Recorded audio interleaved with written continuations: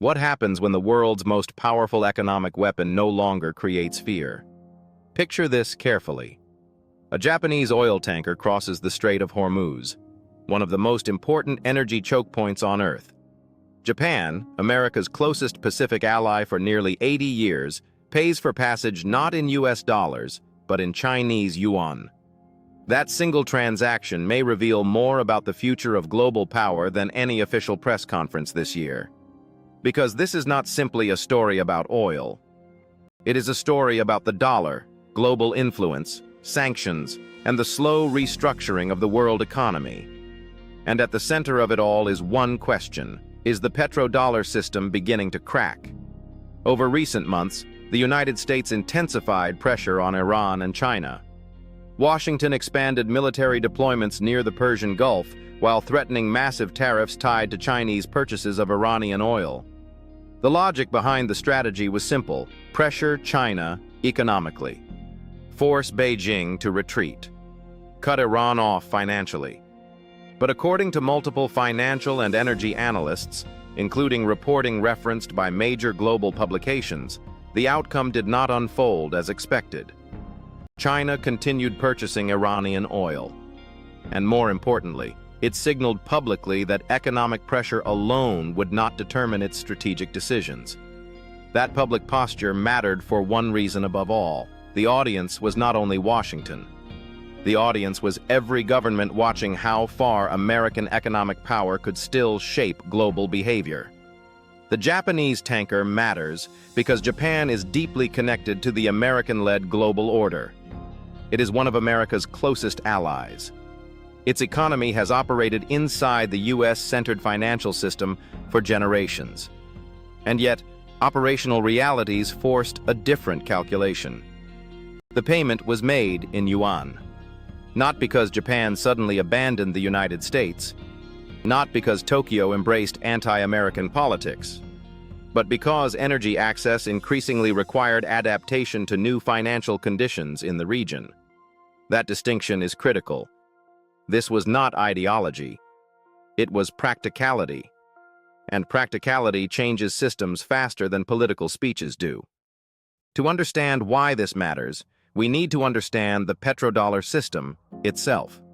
In the 1970s, after the collapse of the gold-backed dollar system, the United States reached strategic agreements with major oil producers, especially Saudi Arabia.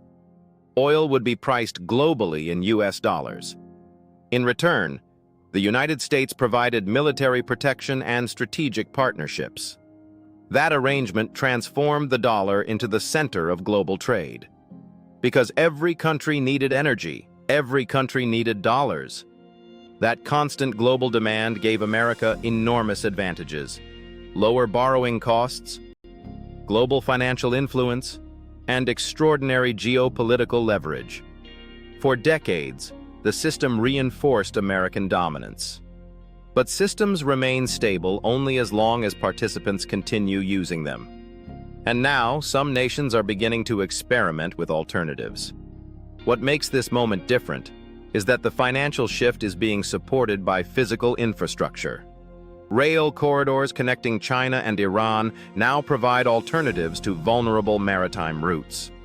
Trade networks are expanding across Central Asia. Regional partnerships are reducing dependence on Western-controlled systems. This is larger than one conflict. It is the construction of parallel economic pathways.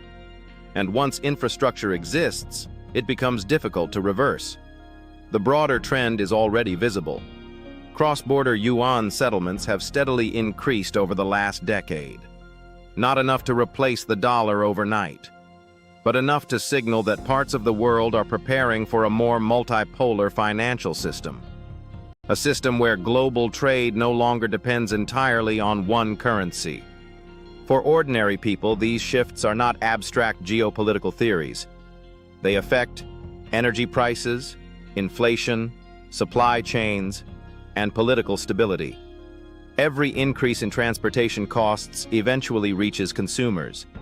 Every disruption in global energy markets creates economic pressure at home.